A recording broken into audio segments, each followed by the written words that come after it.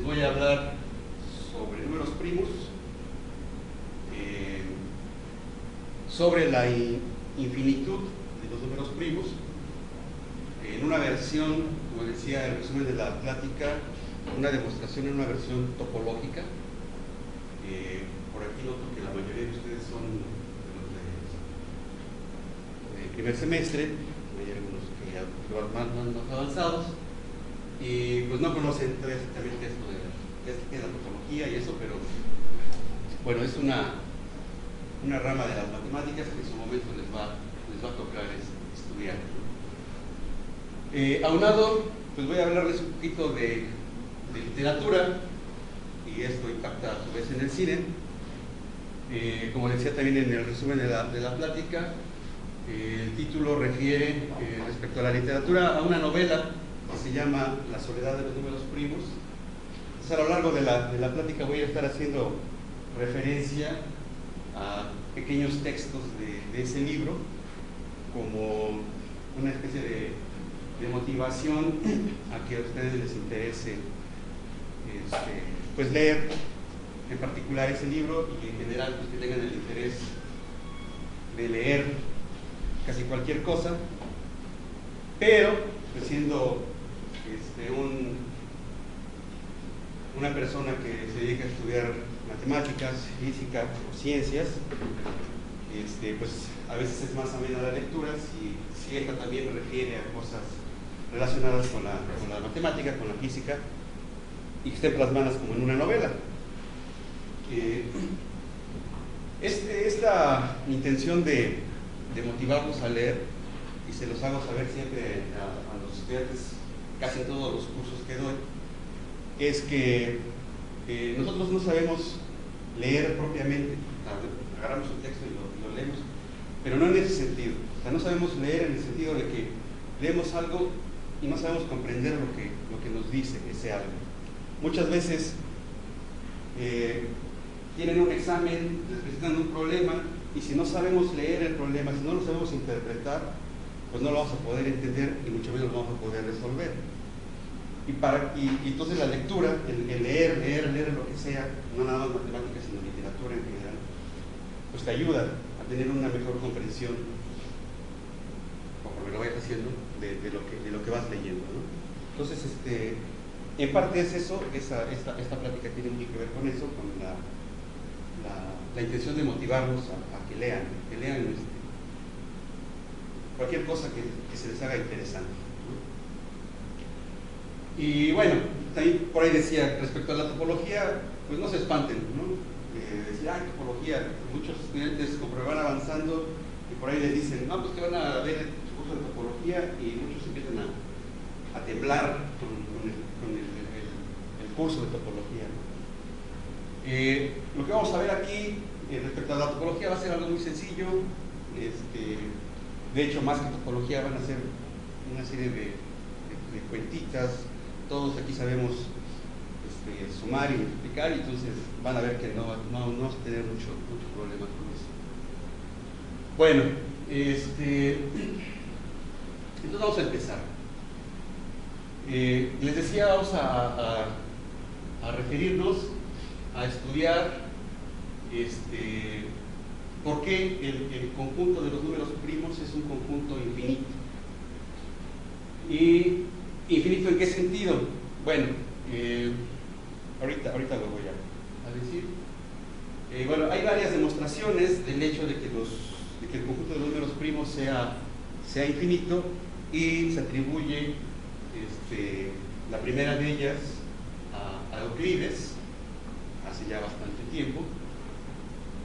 Pero, como les decía, esta vez vamos a presentar una demostración que dio un matemático israelí de nombre Hillel Furstenberg, como se pronuncie, utilizando conceptos básicos, yo diría más bien muy básicos, de topología, que solamente involucran el concepto de conjunto abierto y conjunto cerrado, y no más. Bueno, recordemos, yo supongo que casi todo el mundo sabe qué cosa es un número primo, pero si no, pues aquí está la definición. Un número primo es un número natural, pensemos lo mayor que 0, de hecho vamos a pensarlo mayor que 1, que tiene exactamente dos divisores, el mismo y el 1. Y también se puede definir como aquel número natural que no puede expresarse como el producto de dos números naturales más pequeños que él, o bien como el producto de dos naturales de más de una forma. Y esas dos definiciones pues te hacen ver que el 1 no es un número primo. Uno podría pensar, pero pues si el 1 es divisible por el 1 y por el mismo, sí, pero acá te dice que debe tener exactamente dos divisores.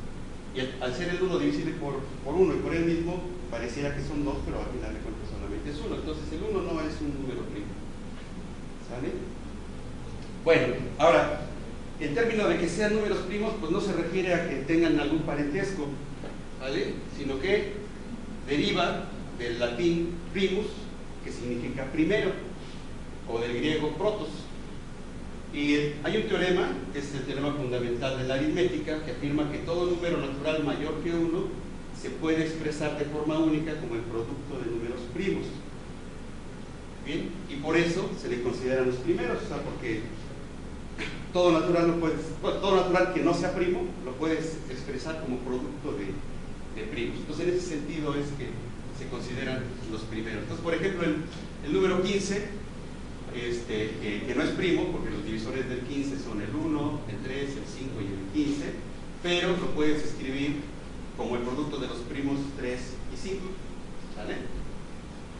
Bueno, entonces eso es que un número sea un número primo.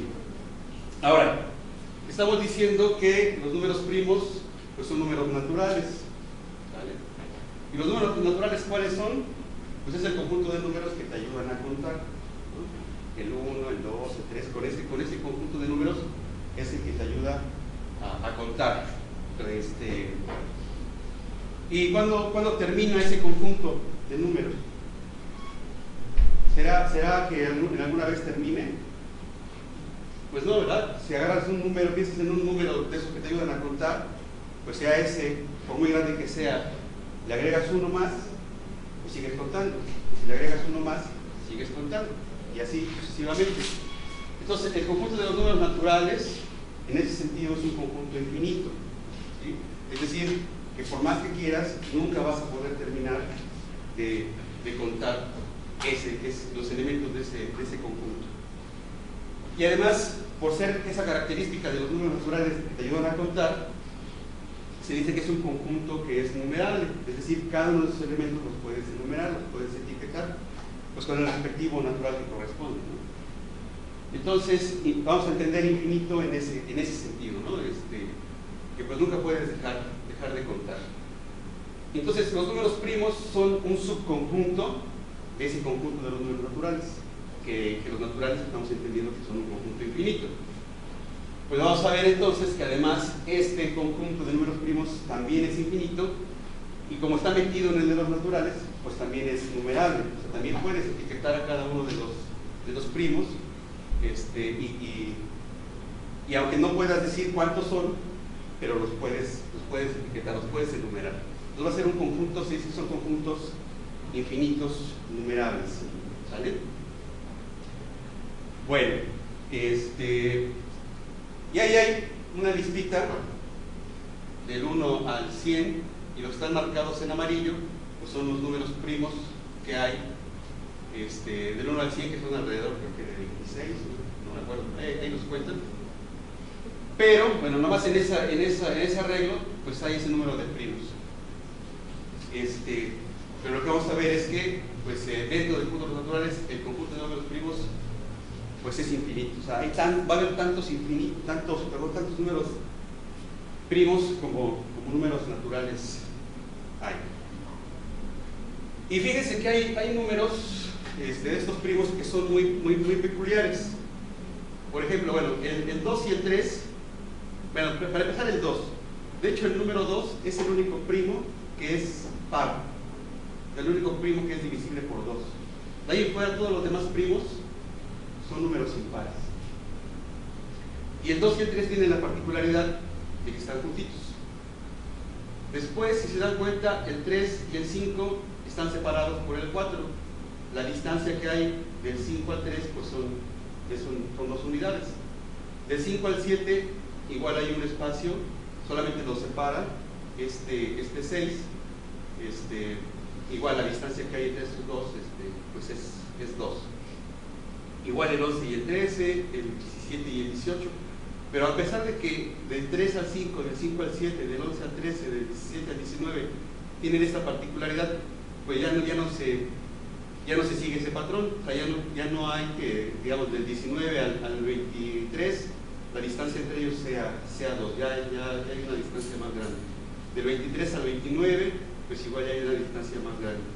Y así, pero todavía aparecen en el arreglo de los números primos números con esta particularidad de que entre ellos solamente hay un número par que los separa, ¿de acuerdo? Bueno, esos números primos tienen un nombre y se les llama números primos gemelos, ¿no? Entre los números primos hay unos todavía más especiales, que son estos, los números gemelos. Pues entre ellos se te pone siempre un número par, como acabamos de observar. Entonces el 11 y el 13, el 17 y el 19, el 41 y el 43 permanecen próximos, pero sin llegar a tocarse nunca. Pero no, como vieron en el arreglo, pues aparecen unos cuantos, luego hay otros primos que están separados por mucha distancia, algunos más que otros, pero en algún momento vuelven a aparecer estas parejas. ¿Sale? Bueno, entonces aquí tengo un arreglo de parejas de números primos gemelos, y pues como se puede ver, por ejemplo, igual, pues de esta pareja de números primos gemelos a esta ya hay mucha distancia. O sea, de donde apareció esta pareja de números primos gemelos a esta ya hay mucha distancia entre ellos. Entonces no hay exactamente un patrón, ¿no? de cómo van a aparecer estos. Y bueno, ahí si no se alcanza a ver en el dibujito, el 29 le está diciendo hola gemelo mío, y el 31 le dice, pero ¿qué no éramos primos? Entonces ya lo confundió. Bueno, hay una conjetura respecto a los números primos gemelos. Una conjetura es una afirmación que no se sabe todavía si es cierta o si es falsa. Y la conjetura es que esta colección de números primos gemelos es infinita. ¿Sí? O sea, sí sabemos ya que el conjunto de números primos es infinito, pero se conjetura que esta colección de números, estas parejitas que se van formando de números primos gemelos, también es una colección infinita. Pero pues todavía no se sabe hasta ahora si eso es cierto o es falso. Hay algunos avances y aquí puse una tablita con unos cuantos, pero hay por ahí ya resultados donde dice la pareja de números primos gemelos más grande que existe, y te dan quiénes son, ¿no? Y son números ya bastante grandes, pero todavía no se determina si es infinita o no. Bueno, ¿por qué puse esto de los números primos gemelos? O sea, al final de cuentas voy a hablar solamente de la infinitud de los números primos. Bueno, una era introducir esa parte de la conjetura, algo más que hay alrededor de los números primos. Y bueno, esto es para darle introducción o pie a lo que quiero hablar sobre respecto a la novela que les comenté. Pero entonces decimos, por lo que acabamos de ver, los números primos cada vez aparecen más aislados en la infinita serie de los números naturales. Es lo que les decía, o sea, a la parte del 1 al 100 se ve un conjunto ahí amontonadito de números primos, pero conforme vas avanzando en los naturales y vas agarrando naturales cada vez más grandes, los números primos van apareciendo cada vez más aislados y más aislados y más aislados. Ajá. Y tanto más vas avanzando, bueno, previo a cómo avanzas, aparecen parejitas de números primos gemelos, y seguramente posterior a donde sigues avanzando van a seguir apareciendo números primos. Eso va a ser natural por la infinitud que tienen, pero es también natural pensar que van a ir apareciendo parejas de estos números primos gemelos, ¿no? Bueno, entonces, hasta quedarse relativamente solos esos números primos, pero la peculiaridad que los sitúa entre una multitud de números naturales también determina antes o después se forman parejas de gemelos, que es lo que les acabo de decir, ¿no? Bueno, este hecho que ocurre en la matemática, en este conjunto, pues es lo que le motivó de cierta manera a hacer una metáfora al escritor Paolo Giordano, que además es, por cierto, un físico teórico de origen italiano, y ha escogido esta metáfora para narrar la historia de dos personajes que se llaman, bueno, lo pronuncian así medio raro, como Alice y Matías. Y ha recurrido en su novela al lenguaje matemático para expresar el dolor, la impotencia y la soledad de sus vidas, o sea, no de las suyas, sino de las de Alice y de Matías, lastradas por un trauma físico y uno psíquico, ¿sale? Bueno, a lo mejor igual y también están narrando algunas de sus vidas, ¿no? Puede ser, porque además lo que tiene de fantástico la literatura es que muchas veces te reflejas en ella, ¿no? Muchas veces lo que lees dices, chile, eso ya me pasó, o eso me está pasando, o a la vez dices, o voy a hacer para que me pase, ¿no? Entonces, bueno, ¿y por qué además hablarles de literatura y hablarles de esto? Pues porque un matemático de nombre Carl Ballestras, por ahí dijo en una frase que todo matemático que se jacte de ser un buen matemático también debe tener algo de poeta. Entonces, en el sentido literario, ¿no? Y eso de tener algo de poeta, pues quiere decir, pues hay que adentrarse también en esta parte de la literatura. Bueno, esa es la portada del libro, o una de las portadas del libro, y ahí puse algunas de las frases que vienen en el libro, ¿no? Querían ser como los demás, números normales, corrientes, y por alguna razón no podían. Entre ellos siempre hay un número par que les impide ir realmente unidos. El verdadero destino de los números primos es quedarse solos. Y si va pensando en lo que estoy platicando antes de los números primos, o sea, esto es parte ya de la narrativa que va haciendo en el libro, pues va retomando mucho de lo que se venía platicando, ¿no? Las matemáticas lo llevaron a los rincones más apartados y fascinantes de la razón humana, donde estaba el límite entre el ser y no ser algo. Entonces, es interesante cómo un autor pues, va mezclando cuestiones que tienen que ver en este caso con matemáticas en una narrativa. Bueno, y ese libro fue llevado al cine, hicieron una película que tiene el mismo nombre, La soledad de los números primos, y estos son los personajes en la adolescencia que salen ahí en esa película, ¿no? La frase pues, es ya recurrente lo que he dicho: los números primos gemelos están destinados a encontrarse, pero no a estar juntos. Entonces también, primero los invito a que lean la novela, y después los invito a que busquen y vean la película para que se den cuenta que siempre la novela es mucho mejor que la película. Aunque está buena la película también. Bueno, ahora vamos con la cuestión ya más formal, que es lo respecto a la topología. Y bueno, ahí puse otra vez un pedazo del texto de la novela. Entonces, hablar de topología, así en general, es referirse a una especie de geometría elástica.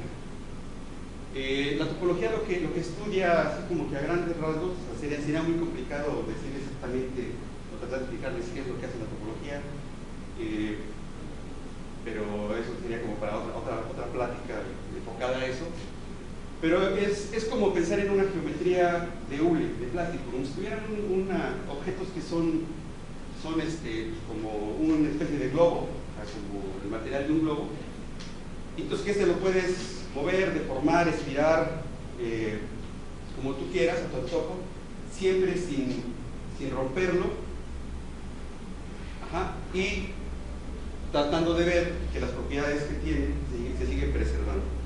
Entonces, por ejemplo, para un matemático, para un topólogo, pues lo mismo da pensar en un círculo rellenito que pensar en un cuadrado igual rellenito, ¿no? Igual para un topólogo, dicen que da lo mismo, para un topólogo da lo mismo una taza, ¿no? que una dona. ¿Sabes? Si te fijas en la taza la puedes ir deformando y la asa y al final tener pues una dona. Entonces, bueno, esos son así como que aspectos muy bonitos ilustrativamente de la topología. En realidad la topología encierra mucho más y muchas cosas más bonitas que eso. Entonces lo que vamos a hacer es simplemente adentrarnos un poquito a la definición primaria de lo que es una topología, ver algunos ejemplos y después ya trabajar con la demostración. Bueno, entonces la definición de lo que es una topología. Vamos a pensar en un conjunto que sea no vacío y vamos a pensar en una colección de subconjuntos de ese conjunto. Es decir, un subconjunto del conjunto potencia.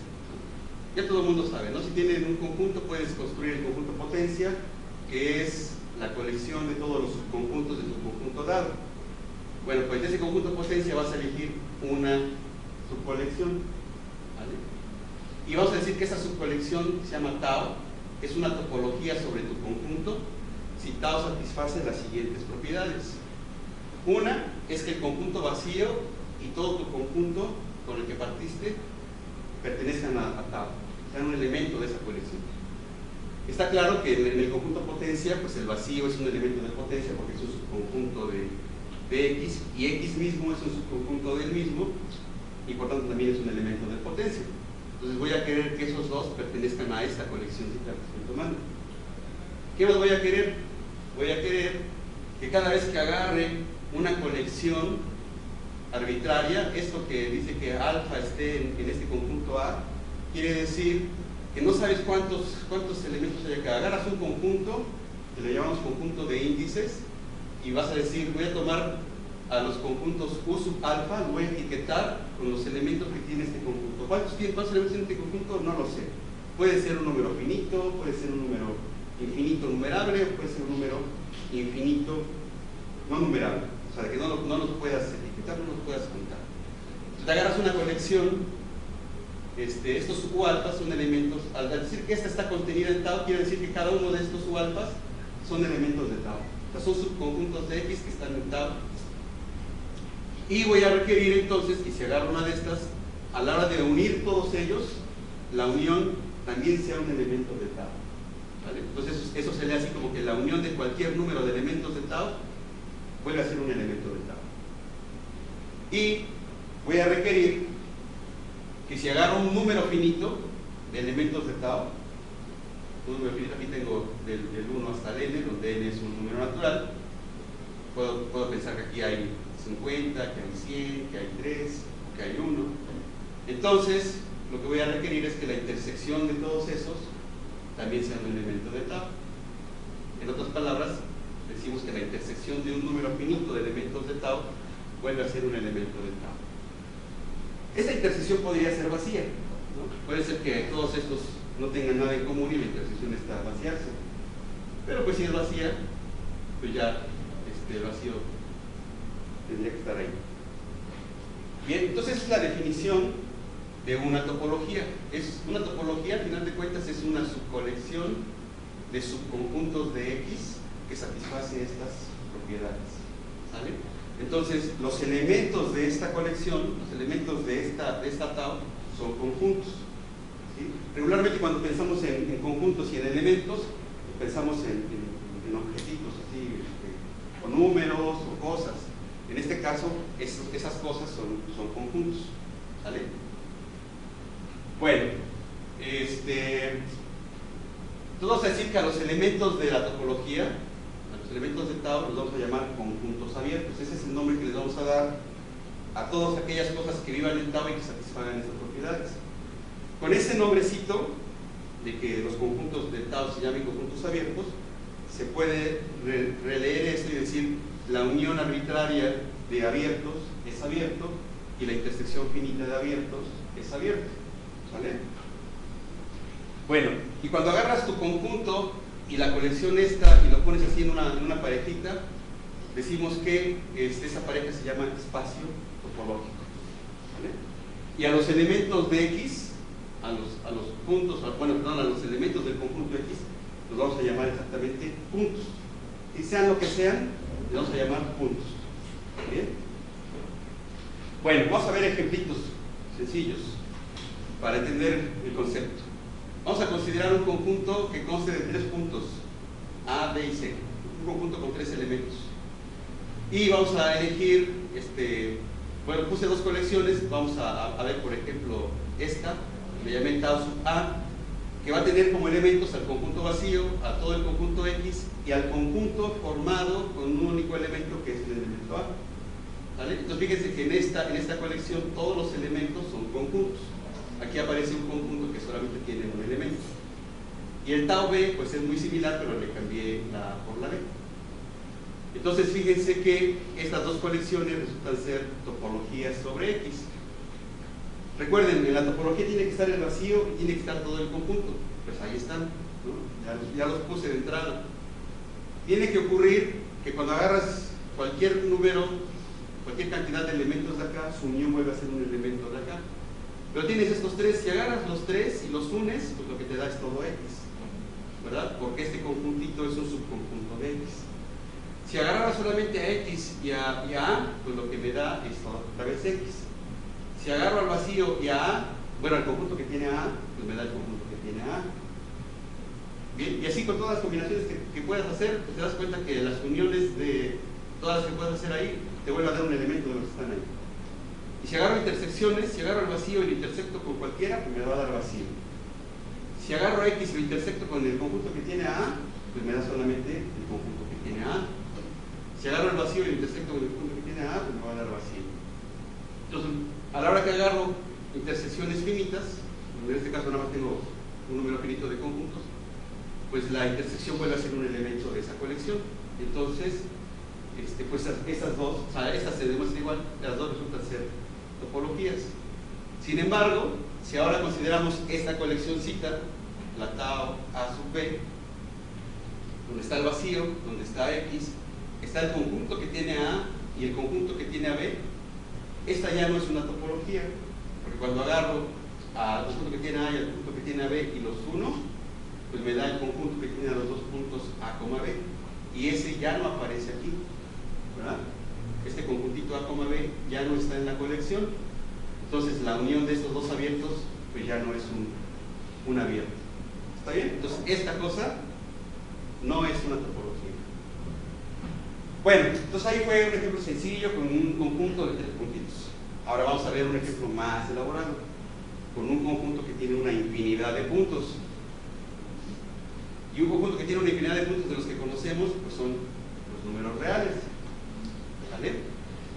Entonces vamos a considerar a nuestro conjunto X como el conjunto de los reales. Todo el mundo ya conoce quiénes son los reales. Y voy a construir esta colección, le llamo Tau, la colección de todos los subconjuntos de R, todos los subconjuntos de los reales, que satisfagan que cada vez que agarro un elemento en ese subconjunto existan 2 reales A y B, uno más chico que X, uno más grande que X, de tal manera que el intervalo abierto A, B se quede contenido en el conjunto U. ¿Vale? Entonces se puede mostrar que esta colección Tau es una topología sobre R y se conoce como la topología usual o la topología euclidiana. Bueno, entonces habría que ver que el vacío está en esta colección. ¿Y por qué el vacío está en esta colección? A lo mejor era más fácil definir esta colección así y luego unirle el conjunto que tiene como elemento al vacío y ya iba a tener ahí el vacío. Pero aquí aprovecho para hacerles el comercial de que dicen, bueno, quiero ver si el vacío está aquí. ¿Por qué el vacío está aquí? Tendría que checar que para cualquier punto que esté en el vacío existen A y B en R que satisfagan esto. Ajá. Y vas a decir, pero ¿cómo para cualquier punto que esté en el vacío si el vacío no tiene puntos? Ajá. O problema. Bueno, entonces piensa contrariamente. Suponte que el vacío no está aquí, o que el vacío no es uno de estos. Entonces, ¿qué tendrías que decir? Tendrías que negar esta proposición que está acá. Y si la niegas, tendrías que decir, existe un elemento en el vacío, tal que ¿no? Pero si dices que existe un elemento en el vacío, pues caes en un absurdo, porque el vacío no tiene elementos, ¿sí? Entonces no puedo decir que el vacío no está aquí, porque entonces tendría un elemento, ¿vale? El comercial es que siempre que ustedes trabajen con el vacío y en la propiedad que estén trabajando con él, estén cuantificando de manera universal sobre sus elementos, la propiedad que siga después va a ser verdadera siempre. ¿Sí? Entonces, si cuantifico de manera universal sobre los elementos del vacío, lo que siga después va a ser algo que va a ser verdadero, va a ser algo que siempre se va a cumplir, porque si no, entonces tendría que cuantificar de manera existencial en el vacío, y eso no puede ser. ¿Vale? Entonces el vacío ya está ahí. Todo R está ahí. ¿Por qué? Pues cada vez que agarres un número real cualquiera, pues agárrate un intervalo alrededor de ese número, y ese intervalo se queda contenido en los reales, que es lo que te pide la condición. Entonces el vacío y R están ahí. Si agarro un número arbitrario de estos elementos, y quiero ver que su unión vuelve a estar ahí, pues entonces agarro un punto en la unión, pero al estar en la unión, vamos a escribir un poquito, me agarro una cantidad de estos U alfas que satisfacen esa propiedad, y quiero ver que esta unión está también en la topología. Pues te agarras un punto que esté en la unión, y entonces ese punto pues va a estar en un U alfa 0 para algún alfa 0. O sea, existe uno de estos uniendos que va a tener ese punto. Si está en la unión, está en alguno de estos, ¿vale? Digamos que está en ese que se llama alfa 0. Pero ya es uno de la colección. Bueno, entonces existe un intervalo A, B, de tal manera que el punto X está en ese intervalo y este está contenido en el U alfa 0. Pero acuérdate que cada conjunto de una unión está contenido en la unión. Entonces este está contenido en la unión de todos los U alfas. Entonces, pues ya dado este punto acá, encontraste un intervalito que tiene al punto contenido en la unión. O sea, satisface la propiedad que aparece ahí, ¿vale? Y con la intersección se hace algo parecido. ¿Bien? Entonces ya no voy a hacerlo, pero pues ya nos convencemos de que eso efectivamente es una topología sobre los números reales. ¿Sale? Bueno, ahora, los elementos de una topología tienen un dual, que se llaman conjuntos cerrados. Entonces, cada vez que tienes un espacio topológico y te agarras un subconjunto de él, vamos a decir que ese subconjunto es un conjunto cerrado si su complemento es un conjunto abierto, ¿no? El complemento, por ejemplo, son todos los puntos que no están en el conjunto dado. Es decir, pues el complemento es un elemento de la topología, ¿no? Parte de un espacio topológico y un conjunto va a ser cerrado si su complemento es abierto. Bueno, por la definición de lo que es una topología y por la definición de lo que son los conjuntos cerrados, y aplicando de manera adecuada las leyes de De Morgan, se puede hacer fácilmente ver que cada vez que agarres una unión finita de conjuntos cerrados, esta va a ser un conjunto cerrado, y cada vez que agarres una intersección arbitraria de conjuntos cerrados, este va a ser un conjunto cerrado. Más o menos porque, a ver, si agarras una unión finita de conjuntos cerrados, quisieras ver bueno, agarras una colección finita de cerrados y quieres ver que la unión de esa colección finita es un cerrado. Para eso habría que demostrar que el complemento de esa unión es abierto. Pero el complemento de una unión a que es igual, según las leyes de De Morgan, a la intersección de los complementos. Pero cada uno de los complementos va a ser abierto porque los conjuntos serán cerrados. Entonces, y sabes que la intersección finita de abiertos es abierto, y acabas. Y de manera similar se hace con la unión. ¿Sale? Bueno, ahora, ejemplos de conjuntos cerrados. Déjenme regresarme a este. Digamos, si me fijo en este conjunto y en esta topología, como estos son los abiertos, si agarro un subconjunto de aquí de X, por ejemplo, si agarro el conjunto que tiene solamente el conjunto B, será cerrado, tendría que ver que su complemento es abierto. Pero si agarro solamente el conjunto que tiene al elemento B, el complemento de ese conjunto en X es el conjunto que tiene a A y a C, pero ese no está en la topología. Entonces el conjunto que solamente tiene a B no es cerrado. Pero si agarro el conjunto que tiene a B y a C como elementos, el complemento de ese conjunto en X es solamente el conjunto que tiene a A, y ese sí aparece en la topología. Entonces el conjunto que tiene a B y a C es cerrado. ¿Se ve? Ahora, en el ejemplo de los reales, pues no es muy difícil convencerse. Vamos a hacerlo con un dibujo.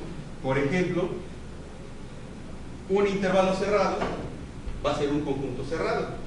Si piensas en el complemento en R de este intervalo cerrado, pues va a ser todo ese rayo hacia allá y todo ese rayo hacia acá. Ese va a ser el complemento de este intervalo cerrado en los reales. ¿Y será abierto ese conjunto? Pues la idea de que sea abierto es que en cada punto que te des de ese conjunto puedas meter un intervalo. Pues te das un puntito aquí, pues seguro que puedes meter un intervalo que esté contenido en ese conjunto. Entonces sí es cierto que esos rayos negros que puse son un conjunto abierto, por tanto este es un conjunto cerrado. De hecho, tal vez cuando uno ve topología entiende el porqué de la nomenclatura de decir intervalo abierto, intervalo cerrado, en comparación con esto de los conjuntos abiertos y los conjuntos cerrados. Bueno, entonces es fácil acordarse, ¿no? ¿Qué cosa es un conjunto cerrado? Pues un conjunto en un espacio topológico que su complemento es abierto.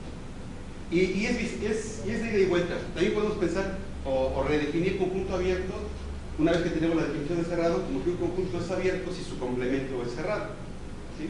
Por la dualidad de los complementos. Así haces el complemento del complemento y te van a quedar el mismo conjunto. Bien, bueno, vamos pues ahora con la parte de la demostración, ¿vale? Entonces, para probar que el conjunto P de los números primos es infinito, necesito meter a los números primos en un espacio topológico adecuado, ¿sí? Porque voy a dar una prueba topológica, no voy a dar una prueba aritmética ni algebraica. Entonces necesito trabajar en un espacio topológico adecuado. ¿Quién va a ser ese espacio topológico? Pues va a ser el conjunto Z de los enteros. A X vamos a pensarlo como el conjunto de los enteros, y en este conjunto de los enteros vamos a definir estos conjuntos.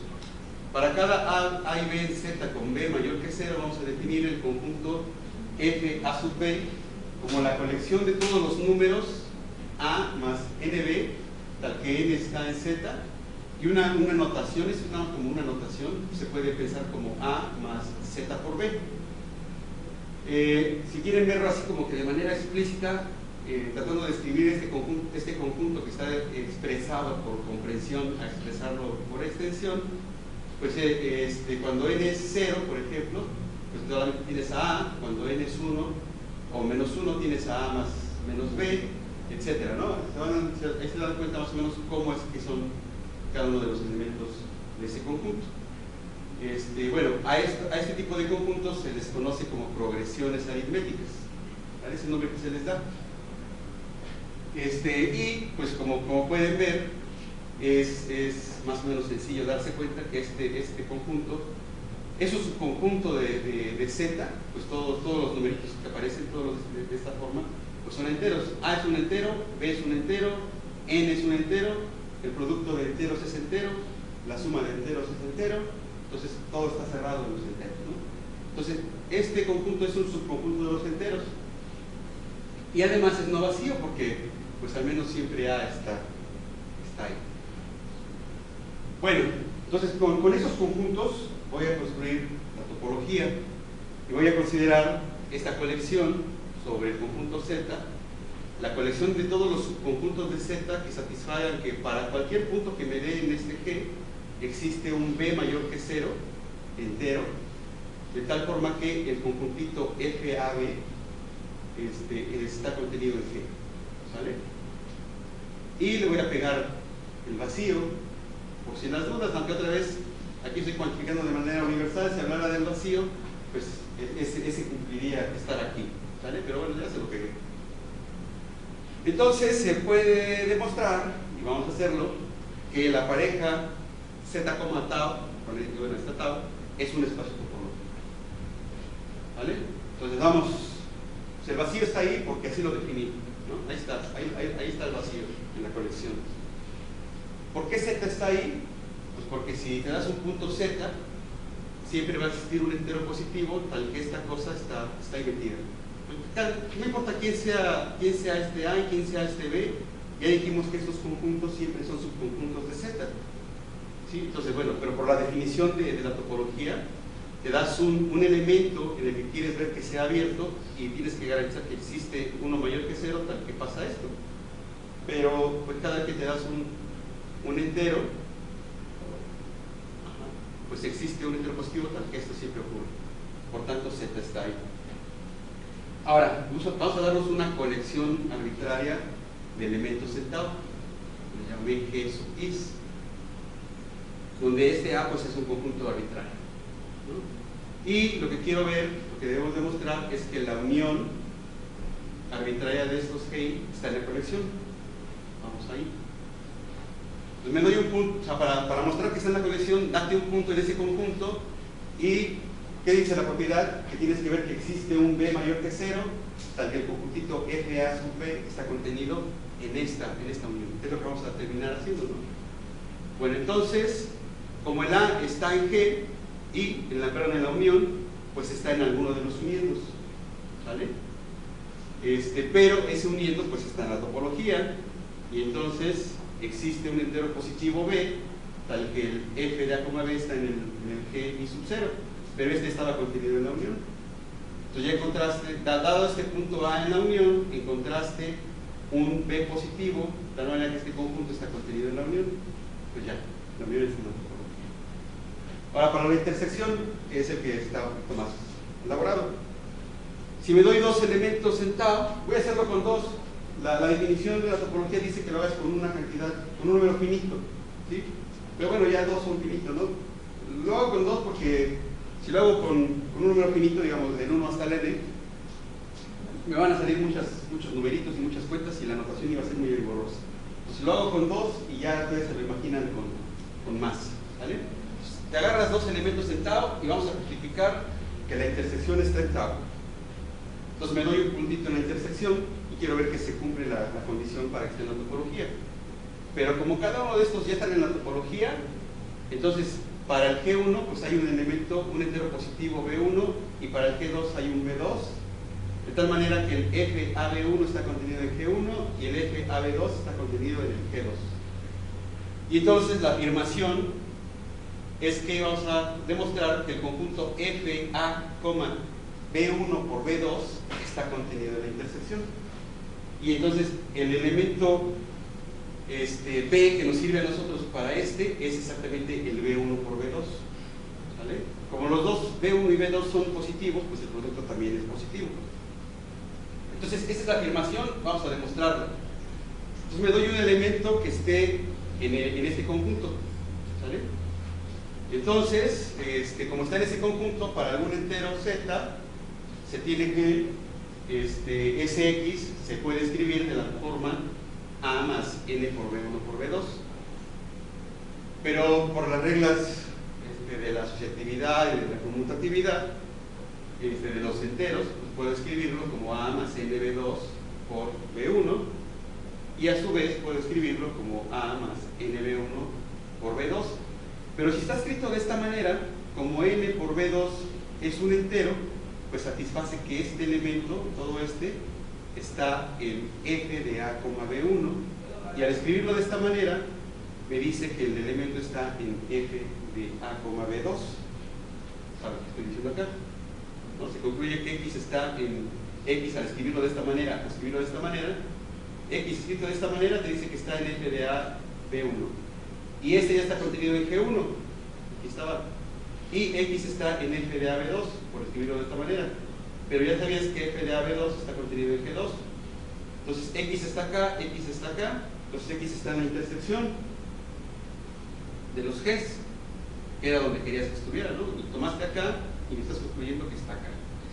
Por tanto, se da la contención y con todos se tiene que el G1 intersección G2 tiene que estar en la topología.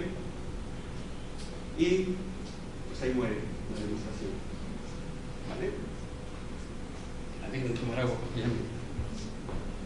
Pero no, bueno.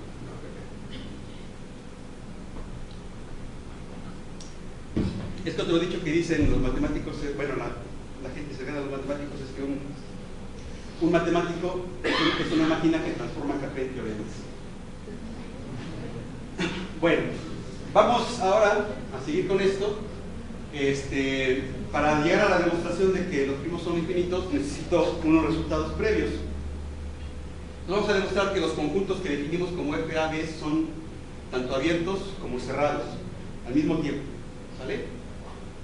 Bueno, entonces, ya habíamos dicho que cada elemento de la forma f de A, B es no vacío, pues el elemento A está ahí. Ahora, quiero demostrar que f de AB es abierto, en la topología que definí. Es decir, quiero ver que hay un conjunto de esa misma forma, de la forma f de AB, que tiene ese punto y está contenido en él. Bueno, me doy un punto en él, y entonces lo que sé es que ese punto lo puedo escribir de la forma A más NB para algún NZ. A ver, aquí para que no se confundan, déjenme regresar rápido. Acá. O sea, los elementos de los FAB eran de este tipo, ¿no? Si agarro un punto aquí, pues tiene que ser alguno de ellos. ¿Sale? Entonces digo, como para que vean cómo eran los números esos, ¿no? Aunque para muchos está obvio, pues. Entonces, vamos a ver que en efecto ahora este conjunto, el fx de AB, está contenido en f de AB. Y eso me dirá entonces que el f de AB es abierto. Me di un punto ahí y voy a encontrar uno de este tipo que tiene el punto y además lo contiene.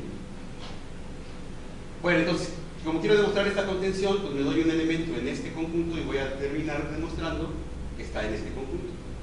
Entonces, te das un punto y aquí en f de xb.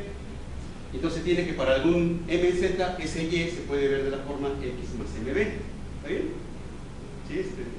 Bueno. Pero acuérdate que el x, ¿dónde está el x? Acá está. El x ya se llamaba a más nb. Entonces esta x la cambié por a más nb. Entonces tienes que y se llama a más nb más mb. Entonces haces un poquito de sumas y tienes que, entonces el y se llama a más n más b por b. Pero este n más b pues es un número entero. Entonces resulta que el y lo puedes escribir como a más un entero por b. Eso quiere decir que entonces el y tiene que estar en el conjunto f de AB. ¿Está bien? Y pues ya demostramos esta contención y lo que nos está diciendo es entonces que el conjunto FAB es un conjunto abierto, es decir, está en la topología que definimos para C. Ahora vamos a demostrar que es cerrado. Ese mismo tipo de conjuntos es cerrado. Hace rato les platicaba, hay una dualidad entre los abiertos y cerrados. Si tienes un conjunto abierto, su complemento es cerrado. Si tienes un cerrado, su complemento es abierto. Pero hay conjuntos que son al mismo tiempo abiertos y cerrados. Este es uno de los que tienen esa particularidad, ¿no? Entonces, para ver que es cerrado, vamos a demostrar que el conjunto f de A, B se ve como Z menos la unión desde I de 1 hasta B menos 1 de los f de A más I, B. Acuérdate que cada uno de estos ya demostramos que es abierto, ¿sí? Y acá tienes una unión finita. Tú sabes que la unión, de hecho, arbitraria de abiertos es abierto, con más una unión finita. Entonces, estos son abiertos y por tanto esta unión pues va a ser un abierto. Pero si me fijo en su complemento, pues él tiene que ser cerrado, pero es exactamente eso. Entonces ya, demostrando eso, tendríamos lo que queremos, ¿no? Bueno, entonces, como es una igualdad de conjuntos, pues tengo que demostrar dos contenciones. Nos vamos por la contención de aquí para acá, la que está ahí marcada. Entonces me doy un puntito en este conjunto y voy a demostrar que está acá. Entonces le das un punto ahí y otra vez ese X tiene que ver de esta manera. Y la afirmación es que el punto X no está en esta unión. Pues de hecho es lo que quiero demostrar, ¿no? Si quiero demostrar que X está en este complemento, pues eso quiere decir que X no está en ese conjunto, en esa unión. Entonces, bueno, suponte que sí. O sea, ¿quieres demostrar que no está ahí? Lo supones que sí. Y al suponer que sí, después de un proceso largo que vamos a ver ahorita, pues llegas a una contradicción. Entonces, al suponer que sí, pues te lleva a algo que es falso. Y por tanto, pues no tienes que haber supuesto que sí, quedarte con lo que tenías para que sea verdadero, ¿no? Bueno, entonces, suponte que sí está, que el punto sí está en esa unión, y entonces, pues el X está en el f a sub k, b para algún k entre esos límites, ¿no? Bueno, entonces, al ser X un elemento de ahí, pues otra vez lo puedes escribir de esta forma, ¿sí? Y así, pues ya tenías por un lado que X se llamaba A más NB y también se llama A más K más MB. Estas dos cosas son iguales, los dos se llaman X, ¿vale? Bueno, de ahí haces otra vez unos pases mágicos y obtienes que el K tiene la forma B por N menos M. ¿Sí? Unas cuentitas. Por eso les decía que como todos sabemos sumar y multiplicar, todos vamos a entender bien esto.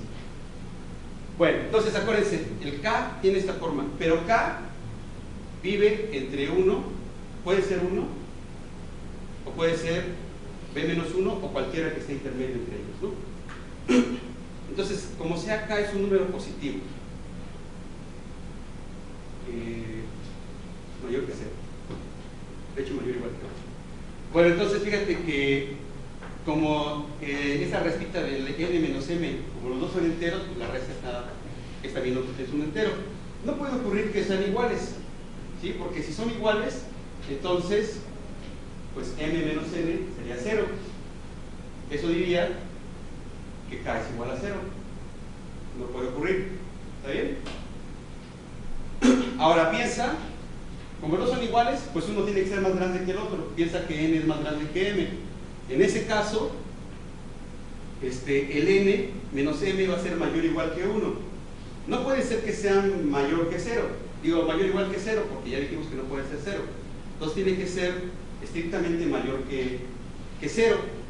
Pero entonces puede ser 1. Entonces por eso le puse que sea más grande o igual que 1. O sea, esta diferencia podría llegar a ser 1.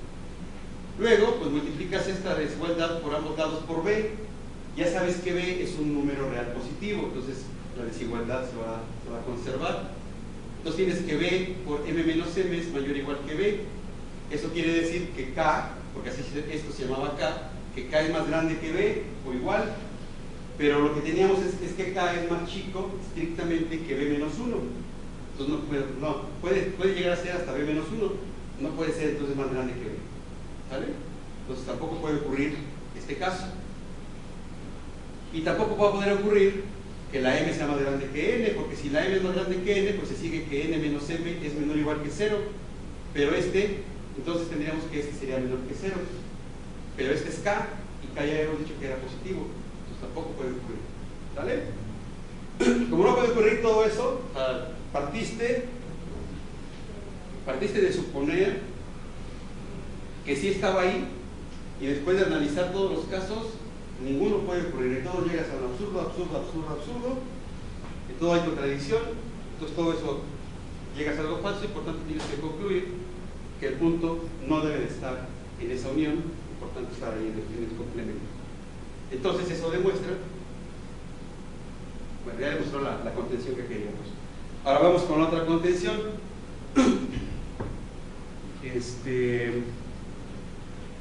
Entonces voy a dar un punto que esté en este complemento y quiero demostrar que está en el f de a, b.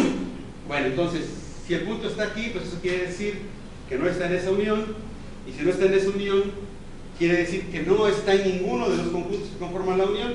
En otras palabras, que para cualquier punto que te agarres entre 1 y b menos 1, el x no está en esos conjuntos. ¿Sí? Eso quiere decir entonces que para cualquier i de esos números y para cualquier entero, el a no puede ser de este tipo. ¿Está bien? Al no estar en ninguno de estos conjuntos de esta forma, para todos estos números, no puede ser ninguno de ese tipo. Entonces acuérdense, x no puede ser de la forma a más i más nb. Bueno, ahora vamos a hacer un análisis de estos números. Dado un entero, vamos a notar que el a más 1 más nb es más chico o igual que el a más i más nb. ¿Qué fue lo que pasó? Sí,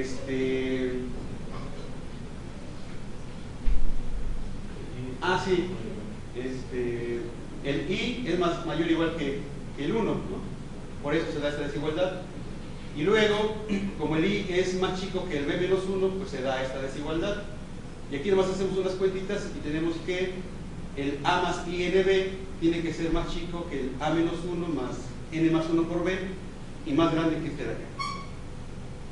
Bueno, ahora, por otro lado, el a más nb es más chico que el a más 1 más nb, y el a menos 1 más n más 1 por b debe ser más chico que el a más n más 1 por b. Otra vez ahí nada más estoy ocupando sumar 1 o restar 1 de cada lado, ¿no? Por eso se dan las igualdades. De ahí se sigue que el numerito de la forma a más i nb tiene que ser más grande que a más nb o más chico que a más n más 1b. Ya habíamos dicho que la x no puede ser de esta forma. La x no puede tener esta forma. Entonces, pero tiene que tener alguna forma porque es un entero. Como no puede ser de ninguno de esta forma, pues tiene que ser o bien de esta o bien de esta. Entonces el x tiene que ser o de esta o de esta. En cualquier caso, este número de acá o este número de acá es un elemento de f a, b. Y pues ya con eso acabamos, ¿no? Pues tenemos ya la igualdad. Y bueno, aquí ya nada más está lo que les decía, de que tienes una unión finita de abiertos, y por tanto, ese es un abierto, y por tanto su complemento es cerrado, así que el conjunto f a, b es cerrado. Bueno, entonces este resultado es de los que nos ayudan para resolver el problema de la infinitud. Ahora vamos con otro, ya casi termino, ya, nada más dos horas más y ya. Bueno, ahora vamos a demostrar que cualquier conjunto abierto no vacío de la topología es infinito, ¿sale? Pero eso ya lo vimos, ¿no? Ya dijimos que todos los conjuntos estos de la forma f de a, b son infinitos. Si tú agarras un conjunto abierto, un elemento de la topología, por su definición, debe de contener a uno de estos f de a, b, pero estos son infinitos, entonces este conjunto G tiene que ser infinito. No podría ser finito porque contiene a un conjunto infinito. Entonces eso está fácil, ya, ahí muere. Y bueno, es otra de las cosas que dice Pablo Giordano en su libro. Y por último, antes de la última demostración, vamos a ver que se cumple esta igualdad. Todos los enteros menos el conjunto que tiene al menos 1 y al 1 es igual a la unión de los conjuntos f sub 0p, donde p es un número primo. ¿Sale? Todos los enteros menos esos se puede ver como unión de esos conjuntos. Y es, de hecho, la parte medular de la demostración. De hecho, debería ser así como que el teorema, ¿no? Este es el teorema en realidad. Y ya la consecuencia de que los primos sean infinitos debería ser un corolario, básicamente. Pero bueno, vamos a demostrar esa igualdad. Vamos a darnos un punto que esté aquí, este z. Entonces ese z no es ni menos 1 ni 1, es un entero, ¿vale? Que puede ser positivo, puede ser negativo. Pero ya hemos dicho hace rato en la introducción que existe el teorema fundamental de la aritmética, ¿no? que todo número entero que no sea primo puede ser visto como producto de primos. Entonces ese z lo puedes ver como el producto de números y entre ese producto va a aparecer un primo. Entonces pues ese z tiene un divisor que es primo, llámenle q, y entonces ese z se ve como n por q. A lo mejor esta n es un entero, pero ese z lo vas a ver así, ¿no? A fuerza debe tener un divisor primo. Aunque el z fuera negativo, pues agarras al primo y le pones el signo menos al otro, al n, ¿no? Y ya tendrías, como sea, hay un primo que hace esto. Entonces eso implica, al escribirlo de esta manera, que aquí tendrías un z escrito de la forma z igual a 0 más nq. Eso quiere decir entonces que z está en el conjunto f de 0q. Y así, este de acá es uno de los uniendos, ¿no? El q es un primo, entonces este f de 0q es uno de estos. No está contenido en esta unión, entonces el punto está. Y ya acabamos esa contención. Ahora la de regreso, agárrate un elemento en la unión, y entonces, pues ese elemento está en alguno de estos f sub 0 para algún q. Entonces, ese z se escribe de esta manera por estar ahí, para algún m z. Ahora piensa, lo que quiero demostrar es que al tomar el z aquí, en esta unión, está acá. Es decir, que z no puede ser ni 1 ni menos 1. ¿Es lo que quiero ver? Bueno, piensa que sí es el 1, ¿no? Si z fuera 1, entonces, pues como ya lo escribí así, no le queda al z más que, perdón, a m más que ser 1 o a q ser 1. O bien, al m ser menos 1 y q menos 1, ¿no? Si el z se ve así y es 1, pues es el producto de menos 1 de 1 por 1 o de menos 1 por 1. Entonces, pero, ¿qué? Pues no es posible, ¿no? Porque el q es un primo, no puede ser el q 1 ni menos 1. De modo que z debe ser distinto de 1. Y de manera similar, pues se prueba que el z es distinto de menos 1. Así que el z tiene que estar en z menos cualquiera de estos dos. Y ya acabamos de demostrar que el z menos esos dos puntos se ve como esa unión. Y ya bueno. Ahora sí, ya para terminar, pues ya va a demostrarles que el conjunto de los números primos es infinito. Bueno, ¿quieres ver que es infinito? Pues di que no. ¿Por qué va a ser infinito? Pues yo quiero que sea finito. Bueno, si quieres que sea finito, por el lema anterior que acabamos de ver, este conjunto debería de ser cerrado. ¿Por qué? Voy a regresarlo. ¿Por qué debe ser cerrado? Porque si digo que el conjunto de los números primos es finito, ya sé que cada uno de estos conjuntos es abierto y cerrado al mismo tiempo. Entonces cada uno de estos es un cerrado. Pero si digo que P es un conjunto finito, tendría una unión finita de cerrados. Y eso es un conjunto cerrado. Entonces el z menos el 1 y el 1 sería un conjunto cerrado. ¿Está bien? Luego, su complemento tendría que ser abierto. Es decir, el conjunto que tiene al menos 1 y al 1 debe ser abierto. Pero demostramos en el lema 2 que todo conjunto abierto es infinito. ¿Qué vale? Si este nomás tiene dos elementos, ¿cómo va a ser infinito? ¿No? Entonces es una reverenda absurdez. Entonces pues no puede ocurrir que pienses que tu conjunto P de los números primos es finito. Tiene que ser infinito.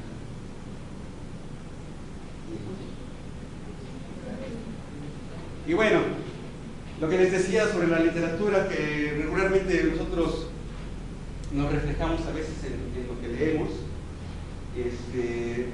pues ahí hay un poco de lo que suele pasarnos a los profesores, a los estudiantes, y también, pues, a ver, lo voy a leer. Dice: casi nunca miraba a los alumnos, sentía como si aquellos ojos claros que ellos clavaban en la pizarra y en su persona pudiesen desnudarle el alma. Se limitaba a escribir sus fórmulas y ecuaciones y a explicarlas como si se las explicara a sí mismo.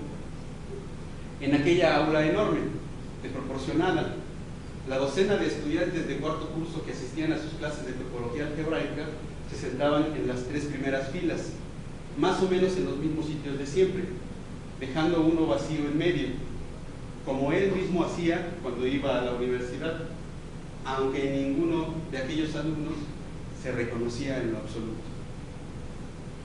Más o menos, me suena a algo vivido en todo. Y bueno, termino con esta frase de Oscar Wilde, que es muy ilustrativa, ¿no? A veces descubrimos nuestra sabiduría con nuestros disparates, con todo lo que les acabo de venir a platicar, y con nuestra ilustración. Gracias.